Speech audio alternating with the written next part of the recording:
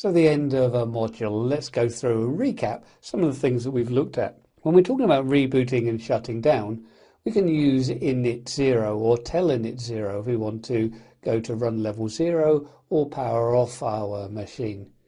To reboot a machine, we could use init6 or telinit6 and it would reboot.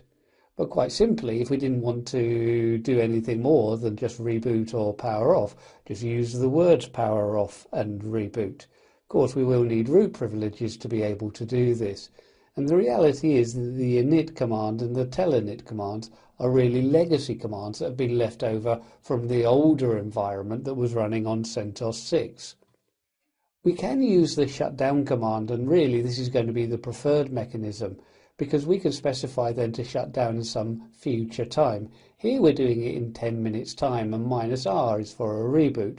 We could use -H to halt.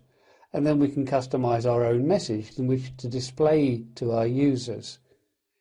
Once we get less than 5 minutes less, so as soon as we get to 5 minutes or less for the shutdown, we'll actually stop users logging on, so only root can log on once there's less than 5 minutes left before the shutdown. The message that I sent out to the users is sent out using the wall command.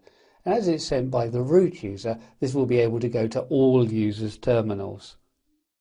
We also discussed the run levels a little bit, and we can use who-r to interrogate our current run level, or even just use the run level command if it's more simple.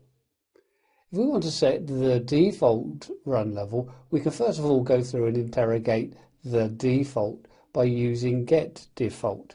If we need to change that, then we can use systemctl setDefault, and here we're using then the multi-user.target, and with this then set, we'll be going up to the old run level 3, or the text-only console that does allow multiple users to connect. Now, if we do need to repair our system, we can boot up to the rescue mode. During the boot phase, when we start to see then the grub menu, just hit the escape key. That's going to stop the automatic timer. From there, we can then go through and select our menu item that we want to edit.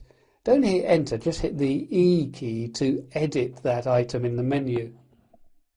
We can then go through and search for the Linux 16 line, and to be able to navigate to the end of that line, we're going to use Ctrl+E.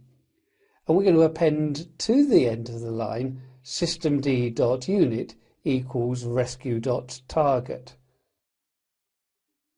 We can then carry on our boot, and we can use then the Ctrl and X to continue the boot phase. We'll be prompted to enter the root password. Next up, we're going to look a little bit more at the boot process, and here we can look at how we can recover from lost root user passwords. So this, I think, is going to be useful to everyone.